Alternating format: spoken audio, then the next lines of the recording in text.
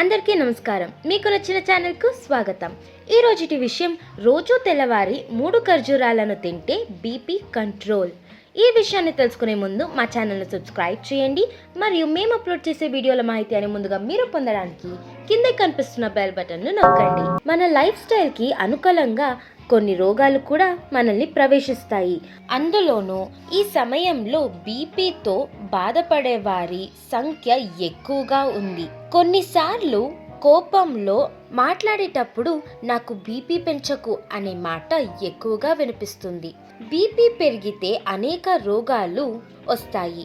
అదే బీపీ కంట్రోల్లో ఉంచితే అనేక రోగాలకు దూరంగా ఉండొచ్చు. బీపీ కంట్రోల్లో లేకపోతే హార్ట్ అటాక్, హార్ట్ రోగాలు, కిడ్నీ సమస్యలు లాంటివి వస్తాయి. బీపీను కంట్రోల్లో ఉంచుకోవడానికి కొన్ని హోమ్ రెమెడీస్ ఉన్నాయి. రండి అవేంటో ఈ వీడియోలో తెలుసుకుందాం.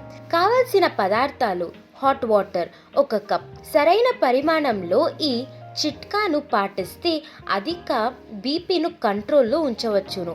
సరైన ఆహారాన్ని తిని రోజు వ్యాయామం చేయాలి. ఇలా చేస్తే హోమ్ రెమెడీ మంచి ఫలితాన్ని ఇస్తుంది.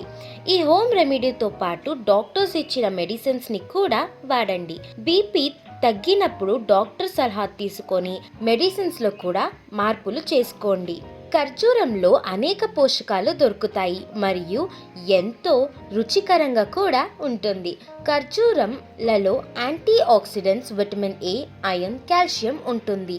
బీపీని నియంత్రించడమే కాకుండా మలబద్ధకం వాటిని కూడా నియంత్రిస్తుంది. ఖర్జూరంలో అధికంగా ఉండే మాగ్నీషియం బీపీను కంట్రోల్లో ఉంచడమే కాకుండా రక్త ప్రసరణ కూడా సక్రమంగా జరిగేలా చూస్తుంది. బీపీను కంట్రోల్లో ఉంచే విధానం: ప్రతిరోజు ఉదయం బ్రేక్ఫాస్ట్కి ముందు 3 ఖర్జూరాలను తిని వెంటనే వేడి నీటిని తాగాలి. ఇలా 1 నెల పాటు తప్పక పాటించండి.